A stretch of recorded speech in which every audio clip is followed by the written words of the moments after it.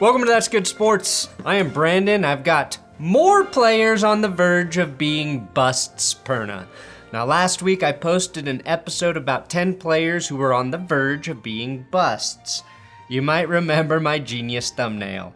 Now there were a handful of guys I didn't include on that episode since I limited it to 10, but after thinking on it and taking some of your suggestions in the comments, I do listen to you sometimes, I have more players who could be called busts if they don't have a very good 2022 season. Starting with the first guy I cut from the last episode, Makai Beckton, Jets tackle. Now the reason I cut Beckton was, pretending to evaluate offensive linemen is even more boring than actually evaluating them. Now Makai Beckton is listed at 6'7", 364 pounds, meaning if he doesn't figure it out soon, he will literally be the biggest bust of all time. Sorry, Jamarcus Russell. After being selected 11th overall in 2020, Beckton had a pretty nice rookie year, all things considered, but the big left tackle missed all but one game in 2021 with a knee injury. His weight has been a story since the injury, as it was reported he hit 400 pounds, and I understand the concern for a guy that massive. Now, I'm not too worried since the reason he probably packed on the extra weight is because he wasn't playing football. Good health and a proper diet could fix this narrative for Beckton. That's also true for about 99.99% of us. But we don't have the New York Post chronicling every step of our career or spying on us when we order extra lard on our pizza. But it's all good though. I'm gonna make them eat their words. Now I hope Beckton figures it out because his size gives him the potential to become an elite tackle and give the Jets stability there for the first time since DeBrickashaw Ferguson, who I just brought up because I wanted to say DeBrickashaw Ferguson, who literally was the inspiration for the Key and Peele football player named sketches. Also, I have a huge announcement. We are dropping new mugs at BenchwarmerBrew.com. Benchwarmer Brew, that is my coffee company, and we got some new mugs dropping today. And unlike the Big Boss mugs, the logos on these won't wash off in the dishwasher. We're getting better at business. Now, is it fair to call Baker Mayfield a bust when he did the impossible and led the Cleveland fucking Browns to their first playoff victory since Bill Belichick was over there doing the head coaching? No. Kind of. Sort of. And yes. And that's because Baker's career has been hilariously up and down. Great rookie year with the head coaching duo of Hugh Jackson and Greg Williams. Horrible second season under Freddie Kitchens. Nice rebound in year 3. Very bad fourth year while he played through injury. While Josh Allen has gotten incrementally better every year, Baker is a football bipolar. Huge ups and massive downs. Now, I'm glad he's away from Cleveland. The bad news is that he's now in Carolina, where the coaching is worse, the team is worse, but the expectations, well, they're still low. I also look forward to Baker entering the season with his shoulder not dangling from his torso. Call me crazy, but you need both shoulders to throw a football, no matter what Martellus Bennett says. If Baker flames out this year in Carolina, then he'll be a bust. But I think he has a nice bounce back year and saves his career, and then pisses off Panthers fans when he leaves for a better team in 2023. The Buccaneers. Did I mention we got new mugs at BenchwarmerBrew.com? Next on the list, edge rusher Bradley Chubb. Now it's hard to call Bradley Chubb a bust when he was Rookie of the Year candidate back in 2018, a Pro Bowler in 2020, and missed an entire season with the torn ACL. But that's what I have to do because he was the 5th overall pick in 2018 and the Broncos passed up on Josh Allen to get him. That still hurts. And I don't know if the Broncos completely mismanaged Josh Allen. They probably would have, but we all figured that Chubb becoming a beast on the edge would ease that pain. Instead, he's become an above-average player when healthy whose potential has been hampered due to those injuries. Hell, not even just his injuries. He and Von Miller only played in 21 of 50 possible games together due to Von's injuries. Part of Chubb's success was supposed to be reaping the rewards of playing opposite one of the all-time greatest pass rushers. The Broncos essentially admitted this could be Chubb's last year in Denver when they went out and spent big money on Randy Gregory and used their first pick in the draft on Oklahoma edge rusher Nick Bonito. Personally, I'd love to see a Bonito Chubb. If Chubb has a big year, the Broncos probably won't want to pay him and might just let him walk. If he underperforms, I foresee him in Carolina with Saquon Barkley, Sam Darnold, and Baker Mayfield. The Panthers netted 4 of the first 5 picks in the 2018 draft somehow. Chubb didn't have a single sack in 7 games in 2021. That's kind of hard to do for a guy who played 268 snaps last year. At some point, the QB is going to run into you. To be fair to Chubb, in the final 6 games he played, he did face Herbert, Mahomes, Goff. That's where the sack should have been. Burrow, Carr, and Mahomes again. But also, those are the guys he needs to sack the most. Oh, I don't know if I mentioned we've got new mugs over at BenchwarmerBrew.com. New mugs and coffee. Then I've got Daniel Jones. And fuck it, Saquon Barkley too. Someone said all of the Giants should get a pass. And I sort of agree. Dave Gettleman, ender of careers. Everything he touches turns to an ill-fitting goatee. Daniel Jones was a bust as soon as the Giants reached and used the 6th overall pick to get him back in 2019. But then, he was actually pretty fucking good at points in his rookie year. So the bar went from very low to way too high, and now he hasn't been able to keep up with expectations.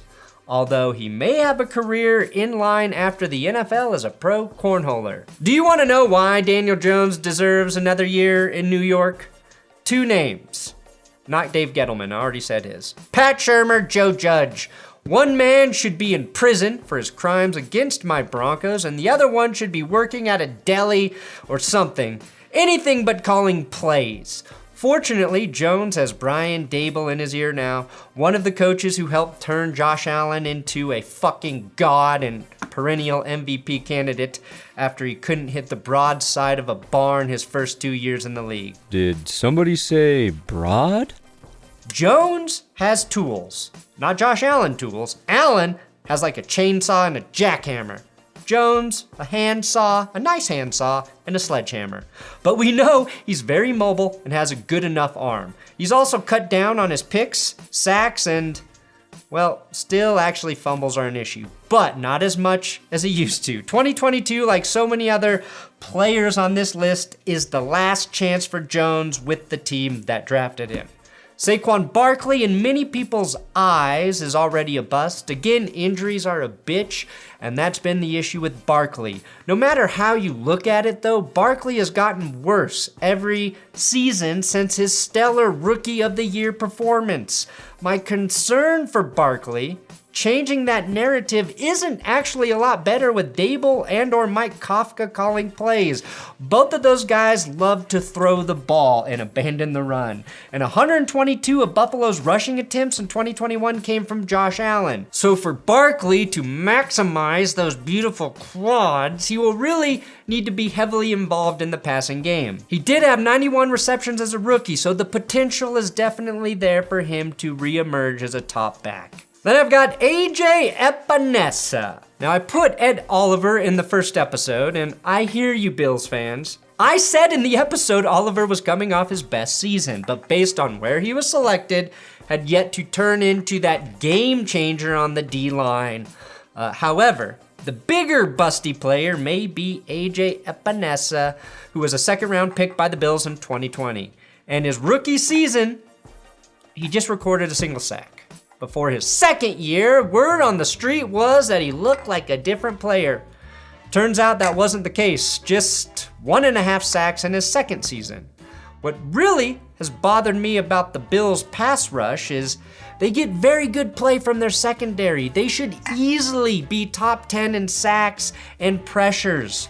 They improved last season though with 42 sacks, but Jerry Hughes still led the team in pressures with 55. He's gone, and that was 34 more than AJ Epinesa. Here's why things can turn around for the Bills, okay? The Bills' defensive line is going to have a lot of firepower now because they got Von Miller, who even while switching teams last year still managed 87 pressures.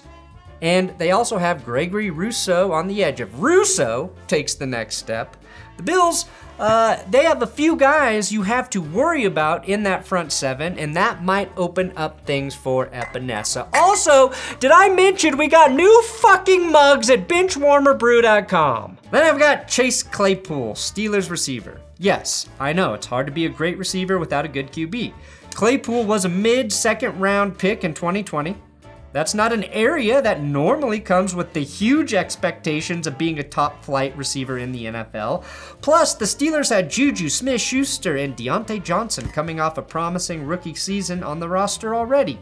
Chase is on this list because he had an impressive rookie year with 9 touchdowns and 62 receptions. We embraced his nickname, Mapletron, because he looked that dominant at times. However, his touchdown total dropped to just 2 in 2021. He had 3 fewer receptions on 4 fewer targets, so the opportunities for Chase were similar. Essentially, he failed to emerge as a legit number 1 receiver on the Steelers' offense with a great opportunity to do so while Juju was out for most of 2021 with varying injuries. Sadly, like Juju before him, he actually played worse when he was supposed to be the number 1 guy. Deontay Johnson took that spot in 2021 with his 1,000-yard, 107 reception season. Claypool could have been the victim though of Big Ben's decaying soul arm. He is a big-bodied jump ball guy you want to hit deep downfield, and 39-year-old Big Ben, 3 yards was downfield to him. So, will Mitch Trubisky or Kenny Pickett help him get back to that form? Will my testicles ever drop? Also, let us not forget, one of the worst moments of Chase's career was when he wasted time celebrating a first down during a 2-minute drill against the Vikings. That's something I'm not sure even Antonio Brown would have done. Did I mention we have new mugs at BenchwarmerBrew.com? Can't remember. And finally, I've got Patrick Queen. Never call a defensive player the Ravens draft a bust, and I will not call Queen that yet. Even though for every stretch of great play he made his rookie season, he seemed to give up a big play to negate all the good he was doing. 2021 was more of the same through the first half of the season for Patrick Queen, even though 2021 was supposed to be his breakout year. Baltimore adjusted his role about halfway through the season, moved Josh Bynes into the starting linebacker spot. Don't ask me if it was the Mike or Will or Sam or whatever generic man name, because I don't care. Queen was allowed to play based on instinct more, and he was better. He still wasn't perfect, but the Ravens in general were not the same team last year due to all of the injuries on both sides of the ball. Mike Tomlin called Queen the best linebacker in the AFC North back in January, and I know Ravens fans hope 2022 is his breakout year. The talent is there for the 28th overall pick, and assuming Deshaun Watson does not play, I think any halfway decent linebacker should look better against the likes of Jacoby Brissett in the Trubisky-Pickett experience. Between Patrick and Elizabeth, 2021 was not a great year for Queens, but I'm positive at least one of them will have a bounce back in 2022. Did I Okay. Thanks for watching That's Good Sports Busts episode. If you didn't catch the first one, it's up on the screen now. You can click that to watch it. And don't forget to subscribe and like this video if you don't hate me. Buy my new mug, you son of a